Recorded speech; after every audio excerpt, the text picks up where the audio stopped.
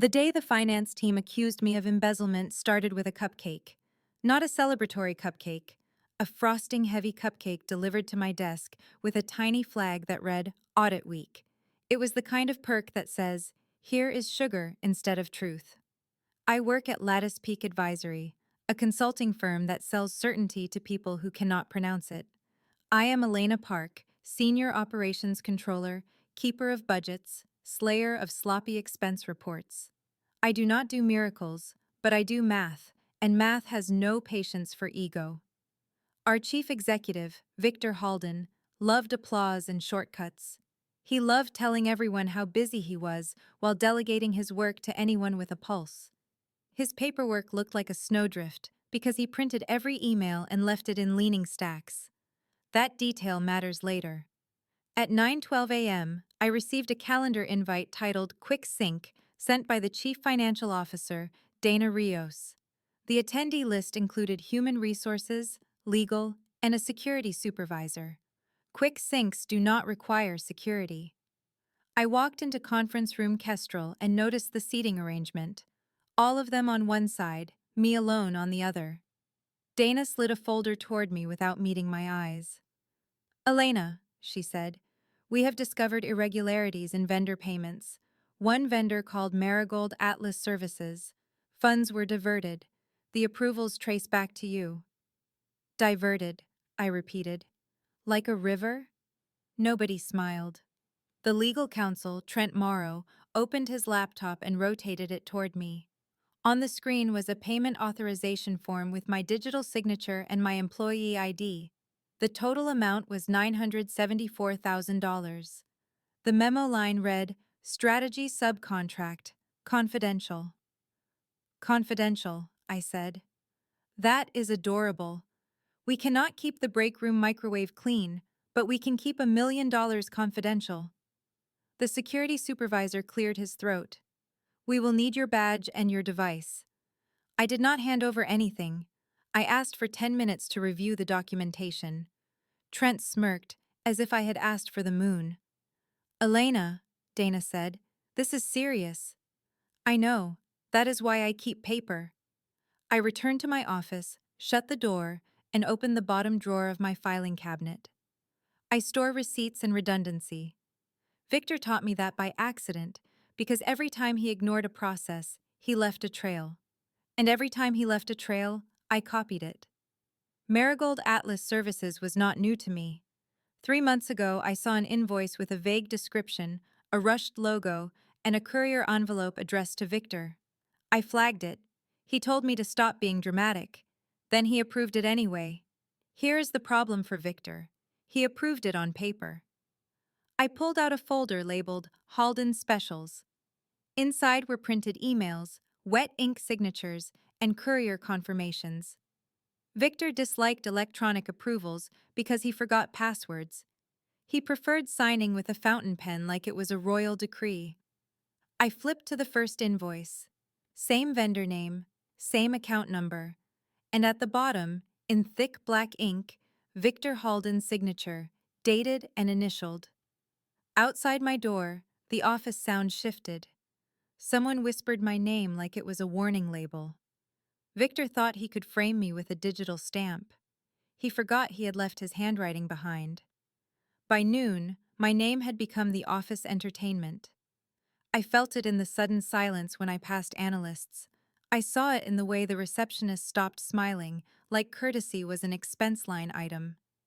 Dana summoned me again, this time with Victor present on a video screen. He did not come in person. He preferred remote accusations. Elena, Victor said, you have always been talented, but talent does not excuse betrayal. We trusted you with budgets. I trusted you with pens, I replied. You left them everywhere. His jaw tightened. Trent began reciting policy, the corporate version of a lullaby designed to make you accept your own execution. They placed me on immediate leave pending investigation. Security escorted me to my desk. My coworkers watched, pretending to be absorbed in spreadsheets. One person, Aaron Finch from procurement, did not pretend.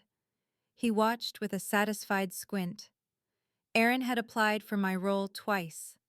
I was allowed one box of personal items.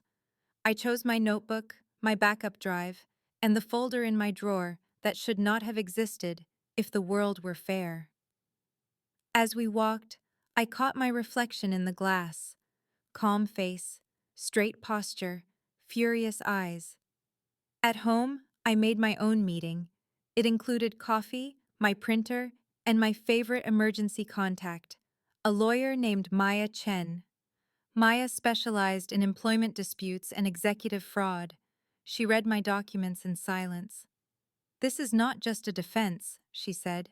"This is a map." "Victor does not do subtle," I said. "He does lazy." Maya tapped a courier confirmation. "This shows delivery to Victor office, signed by his assistant. And these approvals are wet ink. Digital signatures can be spoofed. Ink requires a hand." "He prints everything," I said. "I once found a signed expense report under a bowl of mints." Maya nodded. "We move fast. We demand a litigation hold. We demand forensic access logs. And we notify the board audit committee. Quiet is what he wants." The next morning, Lattice Peak requested my laptop for imaging. I agreed. Then I requested the same for Victor Executive Printer and his paper archives. Dana hesitated. Trent tried to laugh it off. "Victor papers are irrelevant," Trent said. "The digital trail points to Elena. The digital trail points to whoever has admin rights," I said, "and whoever forgot to shred." In the hallway, Lena Patel, a project manager who used to bring me tea during quarterly closes, stopped me. Her expression was tight. "Elena," she whispered, "did you do it?" "I did not," I said. "But they want you to believe I did, because belief is cheaper than truth." Aaron walked by and muttered, "Some people finally get what they deserve." I smiled at him. "Aaron, if competence were currency, you would be window shopping." He flushed and kept walking. "It was petty, but pettiness has its place. It reminds bullies that you still have teeth." That night, Maya sent formal notices. "Preserve all records, preserve all backups, preserve all physical documents, preserve all messaging apps." We also sent a separate letter to the board chair with a subject line that did not blink: "Evidence of executive vendor fraud and attempted scapegoating." Victor had tried to make me the villain in a story he wrote with stolen money. The problem was, he had written it in ink, and I had kept the pages. The board audit committee scheduled a hearing for Friday at 8 a.m., which in executive time means before anyone develops a conscience. I arrived with Maya, a rolling briefcase, and the calm of a woman who already knows the ending. We met in the Skybridge room, a glass corridor between two towers. Victor loved drama as long as he was the star, so it felt poetic to corner him in a room built to show off. Dana sat with two board members, the compliance director Omar Wells and Trent from legal. Victor arrived late with coffee, as if we were discussing fonts instead of my reputation. "Elena," Victor said, "I hope you are ready to make this right." "I am," I said. "I brought paper." "Your weakness." Omar started. "We are here to review allegations of misappropriation related to payments to Marigold Atlas Services." Trent clicked a remote. A slide appeared with my name and a timeline designed to make me look like I had been running a private heist. Maya raised a hand. "Confirm the litigation hold is active. No documents destroyed. No files altered." Victor leaned back. "This is unnecessary theater." "Theater is your favorite habit," Maya replied. "Confirm it." Dana nodded. "It is active." "Good," I said. "Then we can proceed without anyone pretending to be surprised."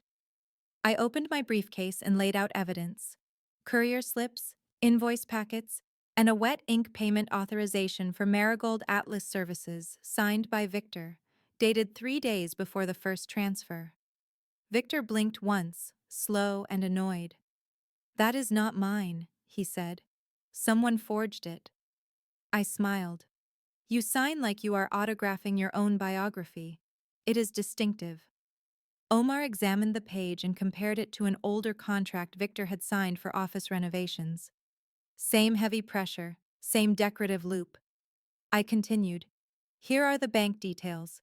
The recipient account matches an entity registered to a post office box. Also, Marigold Atlas Services shares a mailing address with Halden Horizon Foundation, the charity Victor uses for gala photos. Same suite number. Dana inhaled sharply. Victor's jaw tightened. Coincidence, he said. Coincidences do not share routing numbers, I said. Behind us, Lena Patel sat as an observer, face tight. Aaron Finch hovered near the wall, hoping to watch me collapse. I could feel the room shifting as the story changed authors. Maya slid forward a forensic request. We want server admin logs. Elena credentials were used at times when Elena was not on site, not logged in, and not on the network. Trent stiffened. Excessive. No, Omar said. Standard. Victor tried another angle. Elena has always been controlling. She is panicking. Victor, I said, the only thing I control is evidence. You control narratives until paper shows up. I pointed to the last document. Vendor onboarding forms. Victor required they be printed and signed in his office. He called it his safeguard. Those forms are in his cabinet. If Marigold was real, it will have a file. If it was your funnel, it will also have a file. Your file. Omar stood. We will open it now. Victor did not stop him. He could not, because stopping him would have sounded exactly like guilt. When Omar left the room, the silence behind me was different. It was not the silence of people judging me. It was the silence of people realizing who had been lying to them. By Friday afternoon, the cabinet had been opened. The Marigold file was there, thick with vendor forms, printed emails, and a handwritten note from Victor to Dana that read, "Push these through fast, no questions." Victor had underlined "no questions," which is the accounting version of yelling, "Trust me." The committee launched a formal investigation. My leave status changed from pending to protected. Security stopped trailing me. Fax had finally purchased a seat at the table. None of that fixed the office culture. Gossip does not evaporate just because evidence arrives. It clings. On Monday, I returned to Lattice Peak to cooperate with investigators. When the elevator doors opened, conversation died mid-syllable. People looked at me the way they look at a laptop with a cracked screen, curious, nervous, and relieved it is not theirs. Lena Patel approached my desk with a careful smile. Elena, I am glad you are back. Glad is generous, I said. I am here to clear my name, not soothe anyone. She nodded. I deserved that. Aaron Finch did not bother with careful. He leaned on my divider like he owned my oxygen. So they are looking at Victor now, he said. You must feel powerful. I feel tired, I said. You look hopeful. Is there a bonus for being wrong in public? He smirked. People still know what you did. I tilted my head. Aaron, you work in procurement. You should respect documentation. Try it sometime. He walked off with a laugh loud enough to recruit an audience. The tension between me and my coworkers had become a hallway sport. Some avoided me. Others watched, waiting to see whether my vindication would splash on them. At 2 p.m., Dana called an all-staff meeting in the auditorium. Victor stood on stage, smiling like a motivational poster with teeth. He spoke about unity, about values, about moving forward. Then he tried to twist the narrative. Elena made errors in oversight, but we will support her as she transitions out of sensitive duties. A murmur rippled through the room. My pulse stayed steady. Maya's voice was in my head, loud but clean. I stood. Victor, stop. He froze. Internal comms cameras were recording, which was perfect. Victor loved content. He was about to become it. You are misrepresenting the investigation, I said. The audit committee found wet ink approvals in your files tied to Marigold Atlas Services. They also found instructions in your handwriting. If you want to discuss accountability, start with the person holding the pen. The room went silent, then noisy, then silent again. Victor's smile tightened. Elena, this is not appropriate. Appropriate is what people say when they have no defense, I said. Also, I am cooperating with an investigation into embezzlement that you attempted to pin on me. Omar Wells stepped into the aisle with two security officers. Victor turned toward them, anger flashing. Omar spoke evenly. Victor Halden, the board has placed you on administrative leave effective immediately. Surrender your badge and all devices. Do not contact staff during the investigation. Victor looked at the crowd, searching for allies. He found mostly faces that suddenly wanted to study the floor. As security approached, I saw a strange thing happen in real time. Loyalty rerouting. People who had doubted me were already rehearsing apologies in their heads. And Aaron, the loudest voice in my downfall, suddenly had nothing to say at all. Once Victor was removed from the building, the office tried to pretend nothing had happened. That is the corporate reflex. Deny, rebrand, schedule a wellness webinar. Lattice Peak even sent an email titled Moving Forward Together. The phrase made me nauseous. Investigators arrived in waves. Forensics pulled access logs. External auditors traced transfers. What I had suspected became a spreadsheet. Marigold Atlas Services, plus 3 other vendors with poetic names and identical bank behavior. Money left, work did not appear, and Victor's signature was on every approval because he was too lazy to build a smarter scheme. Dana called me into her office on Wednesday. Her hands trembled when she slid a document across the desk. Elena, she said, I owe you an apology. I let him steer this. You let him steer into my lane, I said. That is not a small mistake. She swallowed. The board wants to resolve this quickly. They know they harmed you. Maya stepped in beside me. They harmed her career and her reputation. We will discuss compensation, corrective actions, and a written statement clearing her name. Dana nodded. What do you want? I wanted every coworker who watched me get escorted out to feel the weight of their silence. Revenge, for me, was not loud. It was precise. I want a written admission that I did not embezzle funds, I said. I want an internal correction in the same channels used to accuse me. I want my legal fees covered. I want my equity accelerated. And I want a settlement that reflects the risk you tried to dump on me. 2 days later, the board signed. 7 figures, full vesting, medical coverage for a year. The money was real, but the statement mattered more. People can forget numbers. They remember narratives. On Friday, Omar held a company-wide meeting. He stood on stage and said my name, followed by the words wrongfully accused.